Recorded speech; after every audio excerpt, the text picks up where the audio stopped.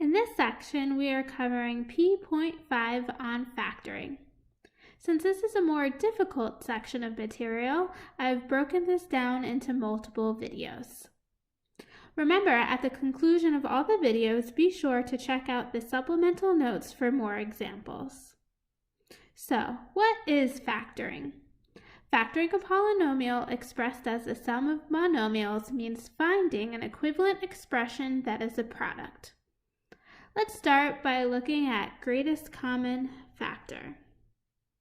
So how can we rewrite 18x cubed plus 27x squared as two items multiplying each other? So let's first look at 18 and 27.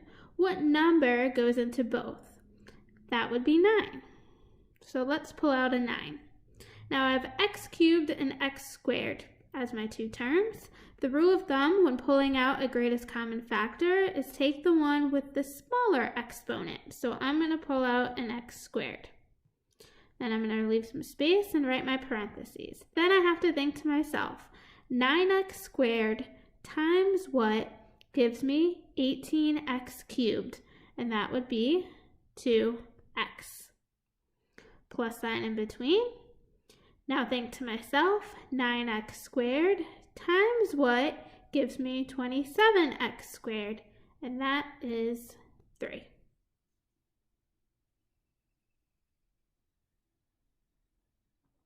Let's take a look at the next example. I have x squared times x plus 3 plus 5 times x plus 3.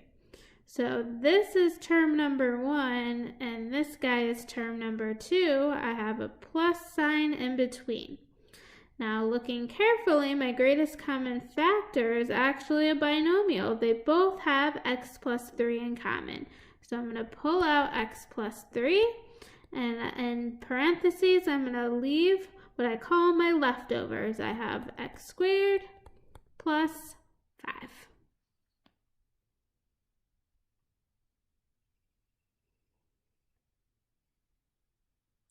Next, let's take a look at factor by grouping.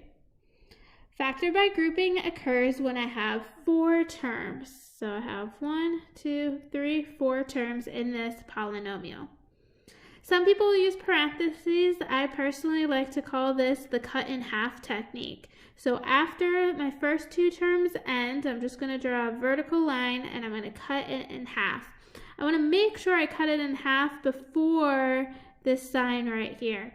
If you cut it after, it's going to mess up some positive and negative. So make sure that you put your vertical line immediately after that second term. All right, and now I'm going to look at the left-hand side and the right-hand side separately. Looking at the left-hand side, what do the first 2 terms have in common? I have x cubed and x squared. Remember, I take out the smaller exponent. So I'm going to take out x squared, leave a blank space, put some parentheses, and think to myself, x squared times what gives me x cubed? That's going to be x to the 1. X squared times what gives me 4x squared? And that is positive 4. Now let's look to the right. 3x plus 12. What's in common with my numbers? I can pull out a 3. Now, I don't want to leave this blank right here. I want to make sure I take a sign, either positive or negative, depending on the situation. In this case, I'm taking out positive 3, so I need to put the plus sign. Again, put some parentheses, leave it blank for a minute, and let's think to ourselves. 3 times what gives me 3x? I'm missing the x. Plus 3 times what is going to give me the previous line, 12, and that is going to be 4.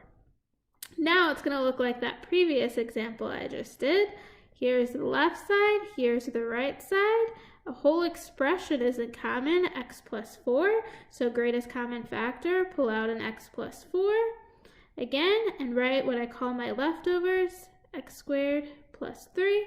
And now this polynomial is completely factored. Let's try one more example. Again, factor by grouping. As soon as the first 2 terms end, cut it in half. Now let's look at the left and the right separately. On the left, I can pull out an x squared, and I have x minus 1 on the inside. On the right, I have a 2 in common. That's going to leave me x minus 1 on the inside. Again, term on the left, term on the right, they both have x minus 1 in common. So greatest common factor pulls out x minus 1. And leftovers, x squared plus 2.